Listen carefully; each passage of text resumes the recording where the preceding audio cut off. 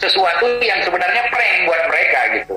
Karena datunya nggak bisa berbuat apa-apa, akhirnya ngebuat cerita-cerita yang sifatnya profet tadi. Boleh jadi kan seperti itu gitu. Ini asumsi saya gitu. Saya nggak ada rujukannya. Makanya saya tanya malam ini sama yang lebih paham gitu, sama Yai Imat gitu.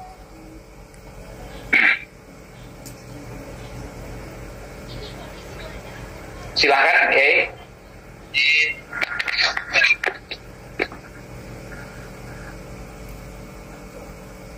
Halo, Yai, suaranya kecil. Baik. Ini suaranya agak terkendala di sini. Nggak apa-apa, yang penting jelas. Tapi suara Yai jelas. Nah. Ya.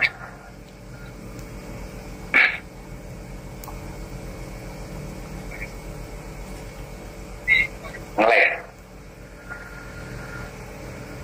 Jadi saya mungkin keluar dulu ini nggak pas barangnya. Boleh. Mungkin jaringan ya, ngelek. Ya.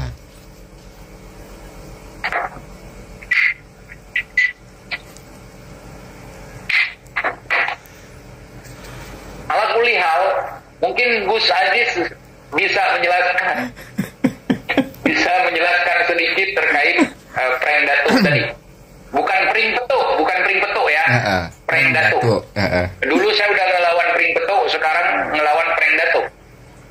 Hampir sama memang. Jadi gini Bang, apa namanya, pemberlakuan hadis itu adalah bagi pelaku begitu kan? Bagi pelaku. Artinya kalau memang pelakunya itu masih hidup, maka ancaman-ancaman yang ada dalam hadis tadi itu ya berarti berlaku bagi dirinya. Nah kemudian bagaimana dengan anak keturunannya yang sudah terlanjur mempercayai nasab itu? Nah setelah itu dilanjutkan oleh Kiai Imat. Sampai mana tadi tuh? Prank datuk Yai, pranknya Ali bin Abu Bakar As-Sakron. Ya, saya kira begini ya. Jadi prank datuk atau yang lainnya itu mungkin tidak serta-merta demikian ya, Gus Aziz ya. Ya. Jadi mungkin sebelumnya ada cerita-cerita dari mulut ke mulut sebelumnya mungkin. Betul. Itu dilebih-lebihkan di dalam alam pikiran. Ya, bahwa ini adalah sebuah kebenaran, kemudian dicari pembenarannya. Ketika tidak ketemu kebenaran itu, kemudian diciptakan. Nah, mungkin jadi awalnya mungkin beliau pun dalam keraguan yang sangat kuat ya, tetapi kemudian itu dengan berjalannya waktu, keraguan-keraguan itu semakin menipis dengan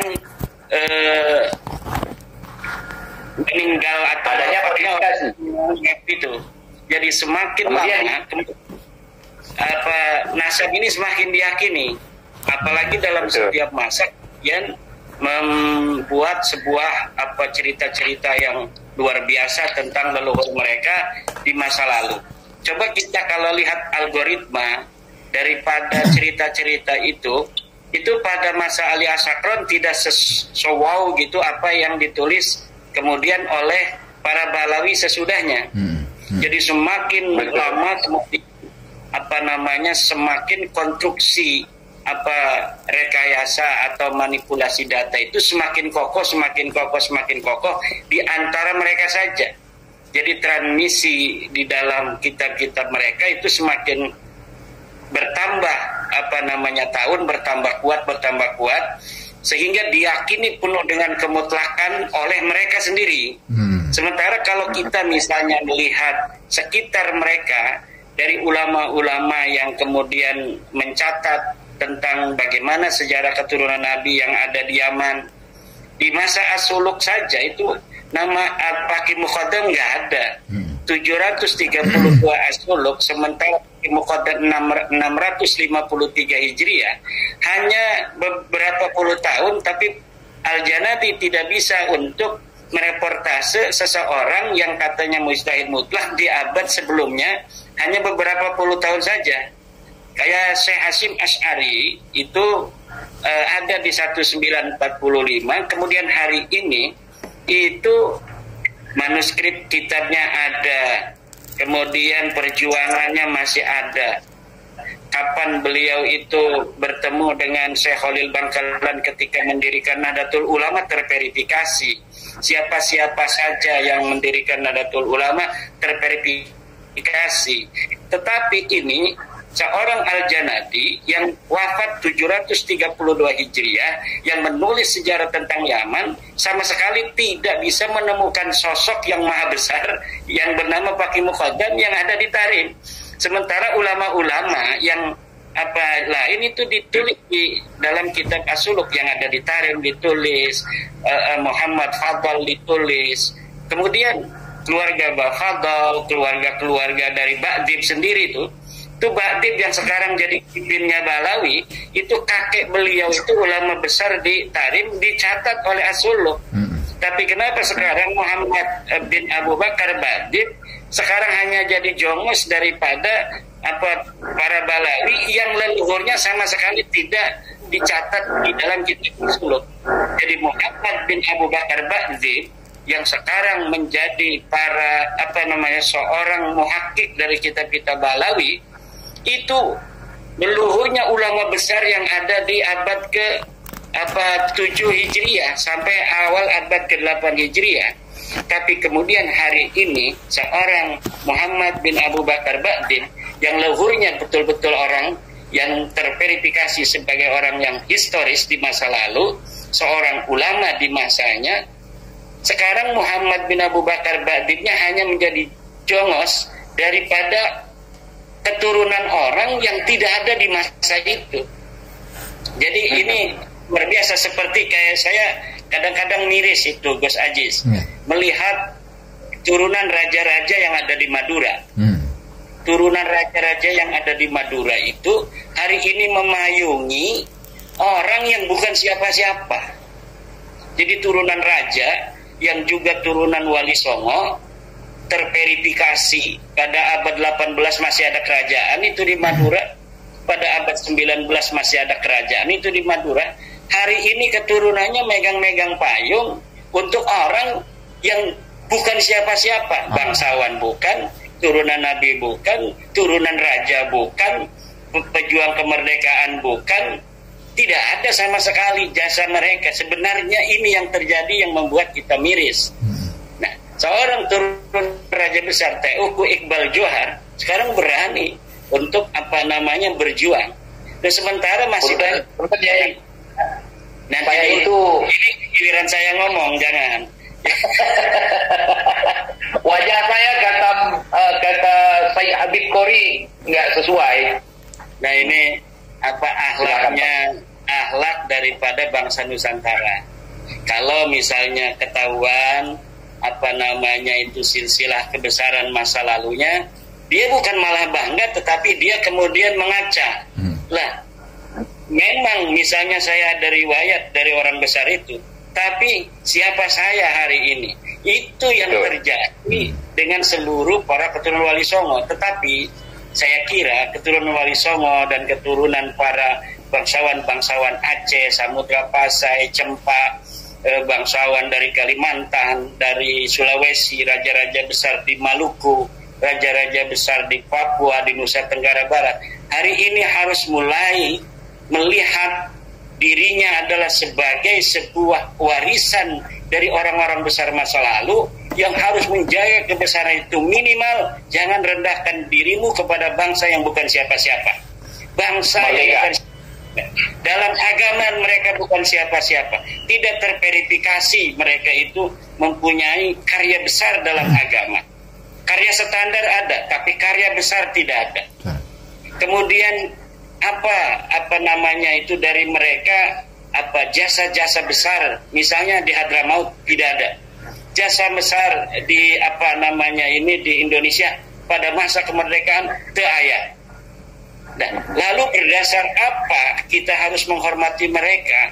Husnudon tentang apa? Husnudzon tentang apa? Husnudzon tentang cerita-cerita. Ini semakin apa namanya bangsa Indonesia nanti ke depan semakin cerdas, ya ini nanti akan semakin malu. Oleh karena itu mulai sekarang sajalah kita ini kemudian muhasabah, Bang TJ, bahwa memang setiap orang punya sejarah masa lalu dari leluhur-leluhur mereka. Ada yang mendapat nikmat leluhur mereka menjadi orang-orang yang diciptakan Tuhan pada masa itu, kemudian berkarya besar. Kemudian ada orang juga yang diciptakan Tuhan pada masanya itu hanya menjadi orang-orang biasa. Tetapi harus diketahui bahwa semuanya adalah cucu Adam dan neneknya satu, yaitu Siti Hawa. Sama saja. Hari ini yang mulia dari orang-orang yang merasa keturunan misalnya Raja Aceh, Raja Samudra Pasai, Raja daripada Darussalam, semuanya keluhurnya satu, di atasnya yaitu adalah Nabi Adam. Keturunan Maulana Hasanuddin, keturunan Hamengkubuwono, keturunan Arung Palaka, Raja-Raja Sambas, Raja-Raja Kalimantan yang lainnya. Pada masanya memang mereka adalah raja, tapi sebelumnya sama saja dengan rakyat yang dipimpinnya, dengan orang yang ada di Afrika, dengan orang yang hari ini mencari sampah. Semuanya kakinya sama, yaitu Adam alaihi salam. Tidak perlu ada orang yang hari ini ada merasa lebih mulia dari yang lainnya. Hanya berdasarkan cerita masa lalu di tengah-tengah. Karena ujungnya sama, semuanya adalah keturunan baginda Nabi Adam alaihi salam, keturunan daripada Hawa alaihi salam. Kesetaraan inilah yang hari ini harus dibangun di tengah bangsa Indonesia, bangsa yang telah memerdekakan diri pada 17 Agustus 45 untuk bersama-sama menganggap semuanya sama di hadapan Undang-Undang Dasar 45. Aceh memang lebih banyak sumbangsi terhadap kemerdekaan Indonesia, itu tidak bisa dipungkiri. Tetapi dengan kita menandatangani Undang-Undang Dasar itu, berarti kita telah bersama-sama kemudian bersepakat untuk hadir sebagai anak-anak bangsa Indonesia dalam derajat yang sama dari kacamata Pancasila, kacamata Bhinneka Tunggal Ika, kacamata merah putih dan yang lainnya. Undang-undang yang kita bentuk bersama-sama, baik undang-undang pada masa kemerdekaan sampai hari ini atau undang-undang tentang peraturan-peraturan lainnya, di mata hukum semuanya. Ini yang harus dibangun, Bang TIJ. Kita harus menjaga ini bangsa Indonesia yang dulu berkerajaan-kerajaan yang banyak di Sumatera, itu kerajaannya banyak. Di Aceh aja bukan hanya kerajaan Samudra Pasai, apalagi tuh ada kerajaan apalagi, Bang TIJ? Ada kerajaan Lamuri, ada kerajaan Cempa, ada Cempa ya, Cempa. Nah. Iya, anak saya namanya Cempa. Kalau Cempa itu di Aceh artinya cempaka, sama seperti nama pondok Kiai Mas. Iya. Dan nama anak saya pun salah satu namanya Cempa. Nah, Cempa. Biarkan itu masa lalu, kerajaan-kerajaan itu. Di Jawa banyak kerajaan dari mulai Salakanegara, Tarumanegara, Kerajaan Pajajaran, Kerajaan Banten, Kerajaan Sunda. Di Jawa juga ada Ken Arok, Singasari, ada Uritekan Dayun dan lain sebagainya, itu di Kediri. Semua punya masa lalu, tapi hari ini adalah Indonesia. Kita jaga Indonesia ini. Betul.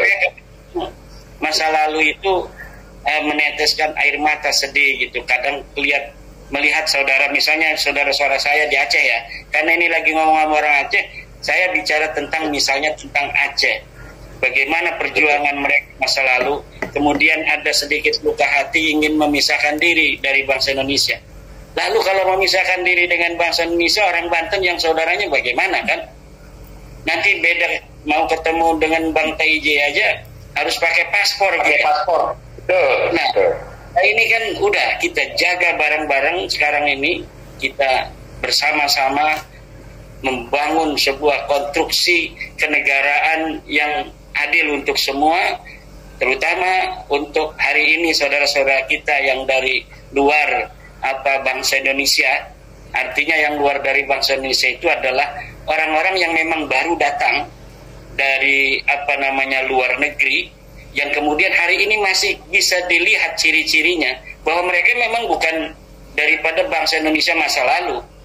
Dari namanya masih ada nama-nama masa lalu, misalnya Van Houten dan lain sebagainya, bin Syihab, yang nama-nama itu kemudian mencirikan bahwa mereka memang bukan bangsa Indonesia. Ayo kita sakuyunan menjaga negara, bangsa. Kalau memang kita merasa sekarang sebagai bangsa Indonesia, lupakan masa lalu. Sekarang kita bangsa Indonesia. Udah namanya Iqbal, Ajis, Imad, walaupun nama Arab, tapi itu merasa semua adalah nama-nama bangsa Indonesia. Nama Sutrisno, Joko, Widodo, Prabowo, Sumitro. Nah, ini nama-nama yang ada di Indonesia. Caniago, kemudian si Tompul, si Butar-Butar, si Nagabonar, dan lain sebagainya. Optiba, itu nama Tuki. Dedi Mulyadi dan lain sebagainya, Egi. Nah, ini nama-nama bangsa Indonesia. Artinya apa? Artinya perlulah dievaluasi. Apa perlu orang-orang yang turunan Van Houten dulu, yang keturunan Van Houten dari Belanda, hilangkan nama Van Houtennya agar nanti anak keturunannya tidak dianggap orang asing bagi anak cucu kita yang ada di tahun 2200 misalnya, yang masih nama Assegaf. Hilangkan nama itu sehingga nanti anak cucunya tidak dianggap orang asing dan tidak ada lagi pembahasan begini bahwa kamu bukan orang Indonesia. Kalau mau, tapi kalau memang mereka tidak mau, ya mungkin hal-hal seperti ini, walaupun misalnya nanti hari ini mereka kan sudah ada yang datang ke kiai-kiai mengemis-ngemis minta dilindungi, kemudian datang ke PBNU nggak undang aja datang. Nah, ini memang tidak itu membuat kita sedih. Kita ini bangsa Indonesia, bangsa yang sangat rahmatan lil alamin. Kita sedih kalau misalnya orang-orang itu terlalu menghibah-hibah kepada kita. Kita sedih juga, walaupun kita ingin memberikan sebuah jalan. Ini yang benar, kamu salah. Nah, tapi kemudian ketika melihat di tengah-tengah perjalanan itu mereka melakukan hal-hal yang menghinakan diri mereka sendiri juga, itu kadang-kadang sedih juga. Kok cara-caranya salah dulu gitu, gayanya salah melulu gitu. Nah, ini udah, kalau memang kayak misalnya tadi dikatakan ada yang ingin berdebat lagi atau berdiskusi, apa sih yang mau didebatkan lagi? Kesimpulan ini bahwa Balawi bukan cucu Nabi. Mustahil dari DNA mereka cucu Nabi. Jangankan mereka cucu Nabi, orang Arab aja bukan. Ini kesimpulan, sudah kesimpulan qat'i. Sesuatu yang qat'i itu tidak usah diperdebatkan lagi. Sesuatu yang belum jelas itu baru sesuatu yang ditaruh di meja harus diperdebatkan. Iya.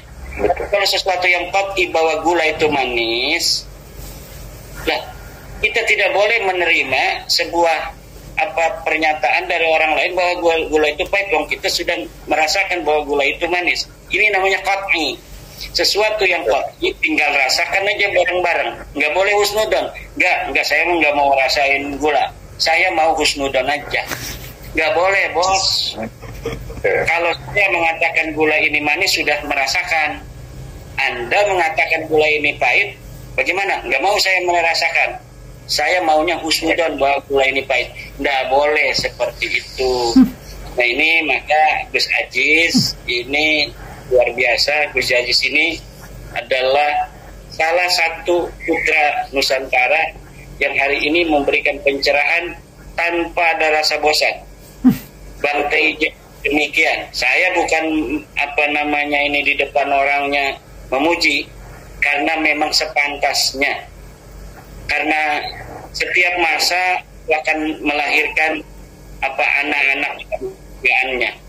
Masa lalu ada Panglima Polim, masa lalu ada Teguh Umar, masa lalu ada Cut Nadin, masa lalu ada Hamengkubuwono, masa lalu ada Wangsakara, masa lalu ada Rasputin, masa lalu ada banyak putra-putra Nusantara yang pada zamannya mereka tidak hanya tidur nyenyak di kasur-kasur mereka, tidak hanya nyaman dengan kekayaan yang mereka miliki sementara melihat rakyatnya menderita. Mereka berani berkorban, mengambil resiko, masuk ke hutan, dicaci maki demi membela bangsa dan negaranya pada saat itu.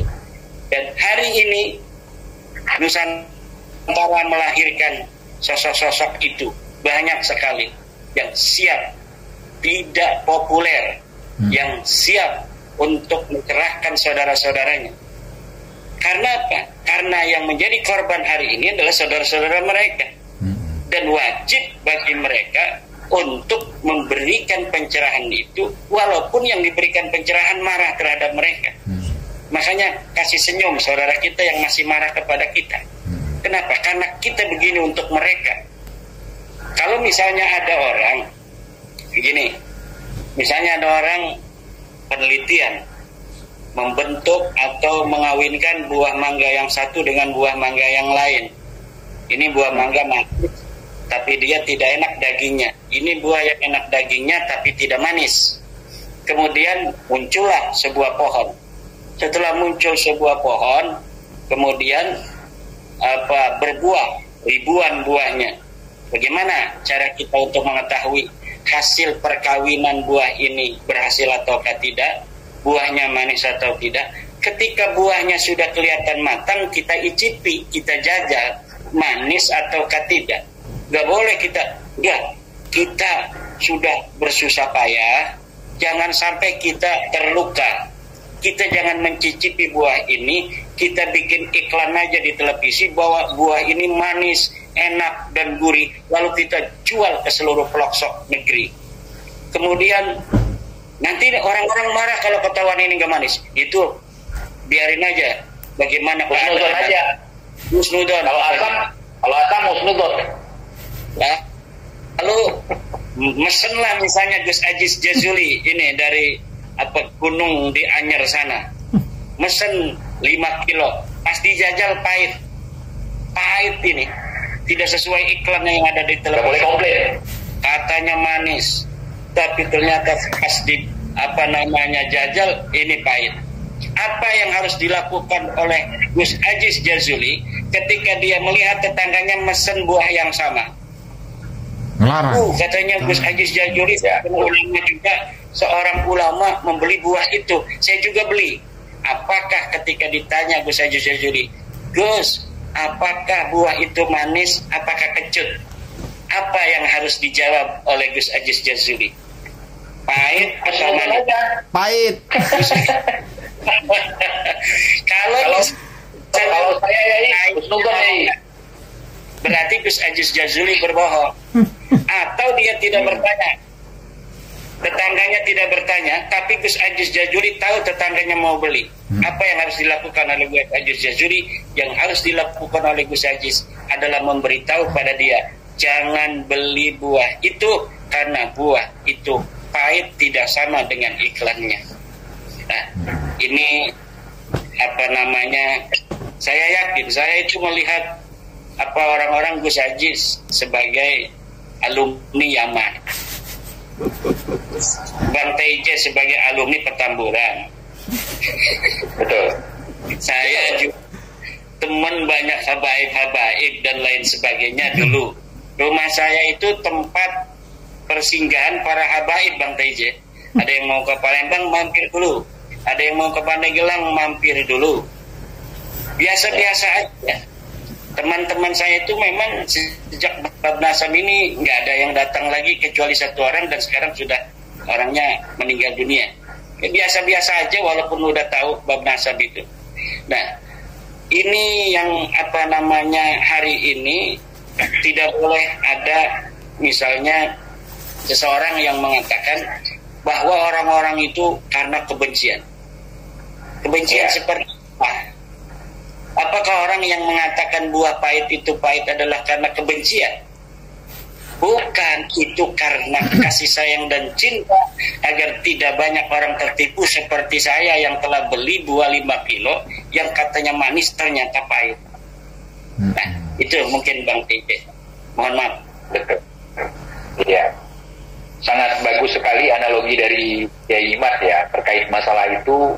Saya sering juga mengatakan kepada teman-teman bahwa kita beragama itu modalnya bukan husnudon, tetapi harus ada dalil. Ketika dia mengatakan sesuatu itu harus bisa dibuktikan melalui dalil. Nah, jadi begitu kita beragama, bukan husnudon. Ada maling masuk ke rumah, ada rampok masuk ke rumah, husnudon aja. Kan nggak bisa seperti itu. Apa-apa husnudon, ada penjahat. Kita harus berhusnudon kepada sesuatu yang memang kita belum tahu. Tetapi di balik husnudon itu, kalau memang gerak-gerik dia mencurigakan, kita harus waspada. Waspada itu penting. Bukan husnudonnya dikedepankan gitu. Contohnya seperti sekarang.